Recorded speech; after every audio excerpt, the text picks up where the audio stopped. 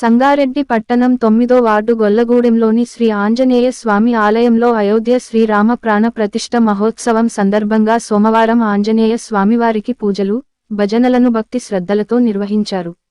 ముందుగా గొల్లగూడెం గ్రామంలో శ్రీ రామచంద్ర భగవానుని శోభాయాత్రను జరిపారు. ఆంజనేయ స్వామివారికి అభిషేకాలను జరిపి సింధూర లేపనం గావించి పూజలను నిర్వహించారు. ఆలయ ప్రాంగణంలో పెద్ద ఎత్తున భజన కార్యక్రమాలను నిర్వహించారు. అనంతరం మహాప్రసాదంగా అన్న సమర్పణ చేశారు. ఈ కార్యక్రమంలో గొల్లగూడెంతో పాటు 9వ వార్డులోని పలు కాలనీల ప్రజలు పాల్గొన్నారు.